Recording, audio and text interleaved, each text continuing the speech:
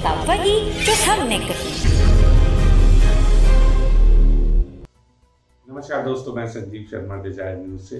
कई चीज़ें ऐसी अभी पिछले हफ्ते में हुई हैं कि उनको आपकी नॉलेज तक कुछ पहुंच गई होंगी, कुछ हम पहुंचाने की कोशिश करते हैं। जैसे पार्लियामेंट सेशन चालू है और मणिपुर का मुद्दा सबसे ज़्यादा गरमाया हुआ है। लेकिन मणिपुर के मुद्दे के साथ साथ इस बीच में जो एक चीज़ और इम्पोर्टेंट आई है वो आई है महिलाओं को हर डिस्ट्रिक्ट वाइज बांट देना, हर स्टेट वाइज बांट देना, देश में उनको चारों तरफ अलग अलग दिशाओं में बांटना। एक नया प्रकरण शुरू हो गया है।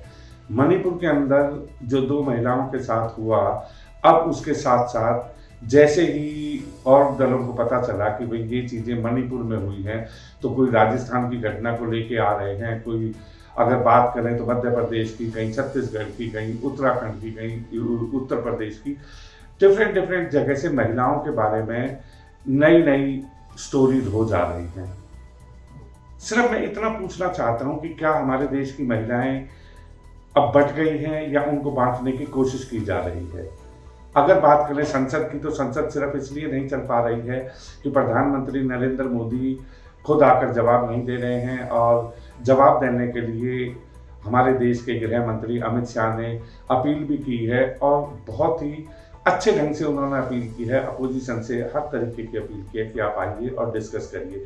लेकिन अगर मैं बात करूं पार्लियामेंट्री लैंग्वेज की, तो जितनी अच्छी लैंग्वेज अमित शाह जी ने बोली है वो पार्लियामेंट के अंदर अपने आप में एक अच्छी चीज़ है। लेकिन वहीं अगर मैं बात करूं कि पार्लियामेंट की गेट से बाहर निकलते ही किस तरीके की अनपार्लियामेंट्री लैंग्वेज बोली जाती है, उसका जीता जाता उदाहरण आपको मिलेगा मनोज तिवारी से, कि मनोज तिवारी किस तरीके से वहाँ जो लोग चुनकर आए हैं हमारी संसद में, भले ही वो विरोध कर रहे हैं, अगर वो कहीं बैठे हुए हैं तो उनके बारे में नामक जैसे शब्द यूज करना एक मेंबर ऑफ पार्लियामेंट को कहाँ तक शोभा देता है।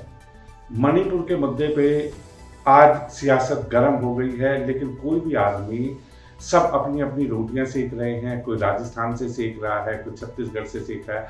क्या उनको ये शर्म नहीं आती कि आज जो हमारे देश की महिलाएं हैं, चाहे वो कहीं पे भी हों, हमने एक नारा दिया था, बेटी बचाओ बेटी पढ़ाओ, लेकिन बेटियों को किससे बचाना है ये हम आगे बताना भूल गए।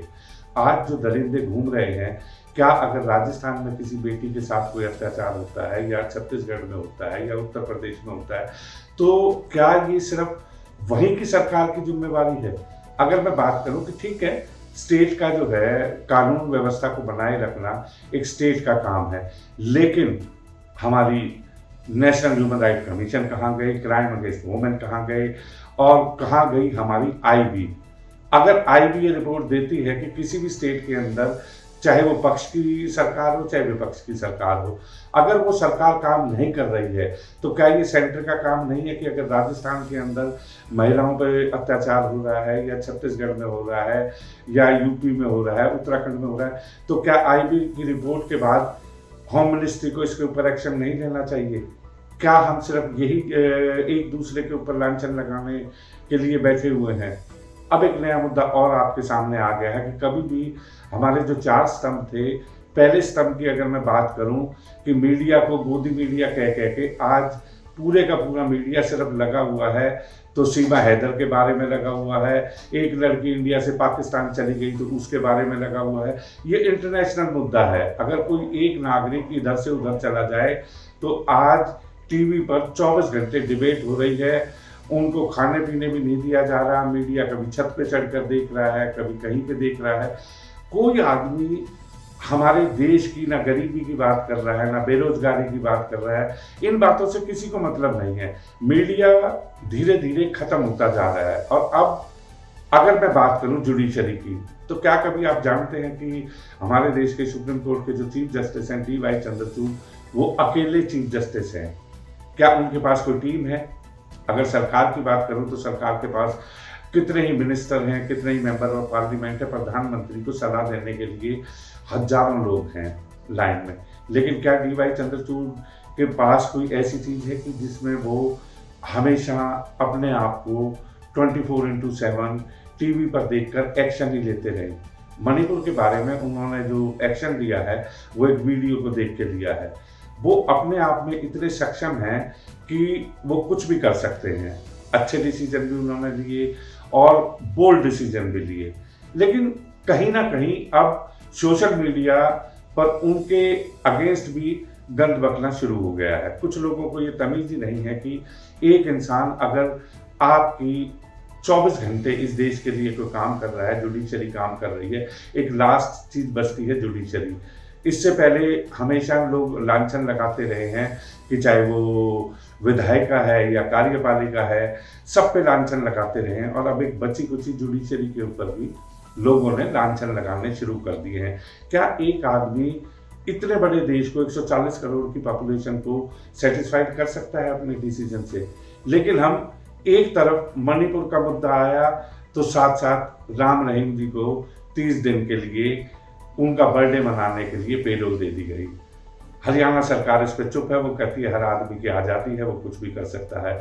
उसके साथ साथ जिस दिन मणिपुर का मुद्दा जिस दिन पूरे जोरों पर था, उस दिन ब्रजभूषण शरण को कितनी आसानी से रेगुलर बेल मिल गई।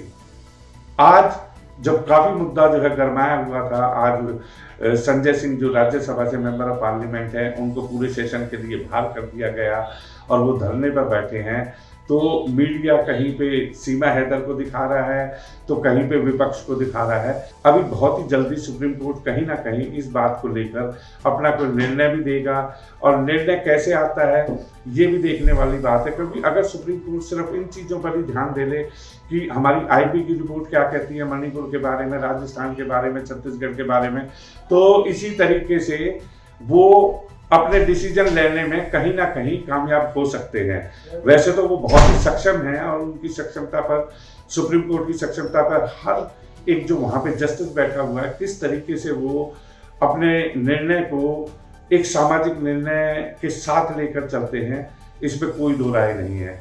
लेकिन क्या हमारी होम मिनिस्ट्री के पास मणिपुर की बात करें या हम बात करें राजस्थान की बात करें, उत्तर प्रदेश की बात करें, जहाँ जहाँ पे भी इस तरीके के महिलाओं पर अत्याचार होते हैं, तो क्या उनके पास ये रिपोर्ट नहीं रहती?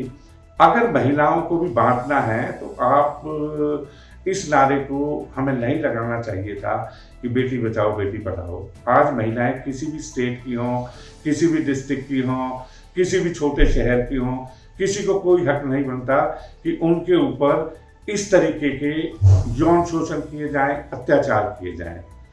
तो दोस्तों, जैसा आपने देखा कि पिछले हफ्ते कई ये सारी चीज़ें हुई, हम आपके सामने लेकर आए हैं। हम आपसे सिर्फ एक ही रिक्वेस्ट करेंगे कि आप हमारे चैनल को देखते रहिए और आप इसको सब्सक्राइब करिए, और जितना हो सके आप इसको लोगों तक पहुंचाने की कोशिश करिए। और आपके जवाबों का हमें हमेशा इंतज़ार रहता है कि जहाँ जहाँ हमारी कुछ गलतियाँ हों या कहीं पे हम चूक कर रहे हों, उन चीज़ों को आप हमारे सामने लेकर आएँ। धन्यवाद दोस्तों।